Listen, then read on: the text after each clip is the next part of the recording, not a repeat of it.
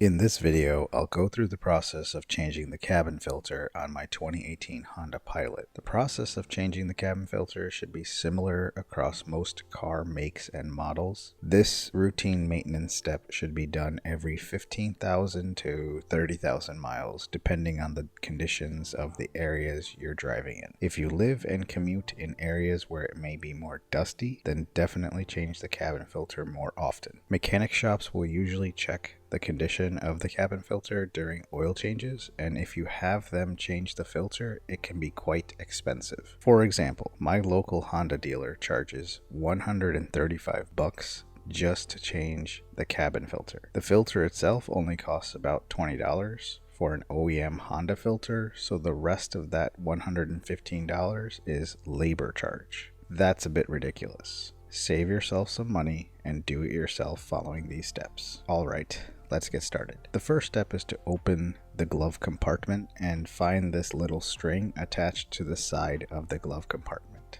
It'll be wrapped around a screw. This string is what allows the compartment to slowly open. Getting this string off is pretty easy. Just use your finger to push it down off the screw and then pull it off the notch. Next, push the sides of the compartment to push these rollers off the dashboard. Do this for both sides. Now you'll be able to pull the glove compartment completely down. Behind the compartment, you'll find the cabin filter slot. On each side of the filter slot, there are tabs. Push these tabs in to release the filter tray. Slide the filter tray out. My cabin filter was very dirty and even had some leaves in it. Pull the old filter out of the tray. Here's a side-by-side comparison of the old and new filters. I got my filter on Amazon and it's from a company called Spearhead Breathe Easy. It costs about $10 and has a lot of positive reviews, so it's a win-win. When inserting the new filter, take note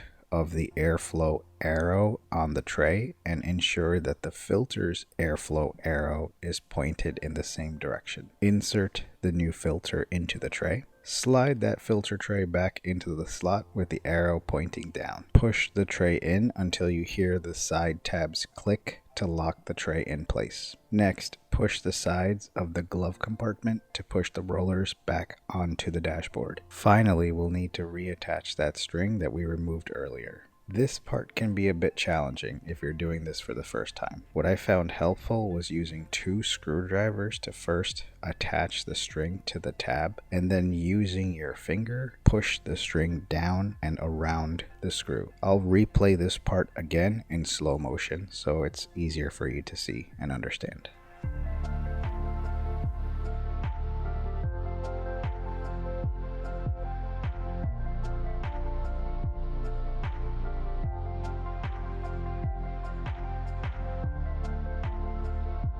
Close the glove compartment and make sure it opens slowly to verify the string is attached correctly. I hope this video helps you guys out. Hit that like and subscribe button for more helpful DIY videos. Thanks, and we'll see you in the next video.